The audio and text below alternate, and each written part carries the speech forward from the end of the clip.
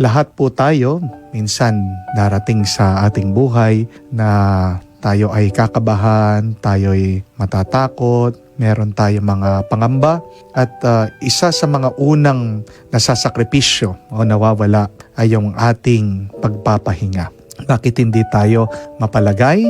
Dahil umaandar pa rin ang ating kaisipan. Again, remember this, that your mind can be your greatest enemy or your mind can be your best friend.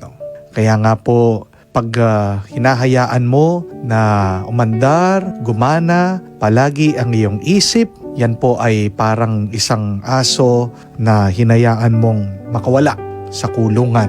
Magwawala po yan. You have to control your mind. So how do you do that? More than praying, you should relax yourself. If you calm yourself by breathing, that is the first thing that we can do. If you cannot control the things in your life, there is that one thing that you can take control of. What is that? First, your breathing. Dahil ikaw ang nagdidikta dyan.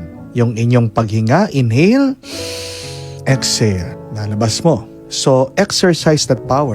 At maganda na isipin at paniwalaan na habang kayo ay humihinga, na pinapasok nyo sa inyong isip, sa inyong puso, sa inyong buhay, ang banal na Espiritu. Pag nanghihina ka, pag nawawalan ka ng Espiritu, again, stop, pray, and then breathe and say, I am receiving the Holy Spirit in my lungs, in my heart, in my mind, in my soul, in my body.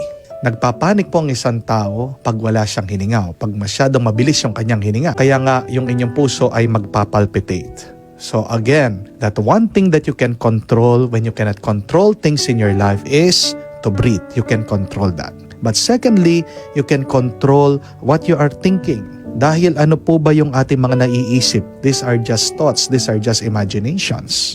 Nangyayari yan dyan lang sa loob ng iyong ulo. At ang mga naiisip natin, tandaan niyo po ito, parang palabas yan. Kung ayaw mo ang palabas, anong kailangan mong gawin? Edi, palitan mo. So, change the channel, change the frequency. Kamukha po sa radyo, kung ayaw mo naman yung naririnig mo, pwede mong palitan. So, habang nakahiga po kayo, you breathe and then you think of good things. Hayaan mo yung mga bagay na hindi sumasang-ayon o nakaakma sa iyong plano, yung mga bagay na hindi mo gusto na nangyayari sa iyong buhay because you have received things that you did not ask the Lord. Thank you, Lord. Salamat po, Panginoon. Salamat po, Panginoon. Kahit yun lang po yung inyong dasal, I assure you, yung inyong nararamdaman na masama, mapapabuti. You will receive peace, you will receive calmness, you will receive happiness and bliss once again.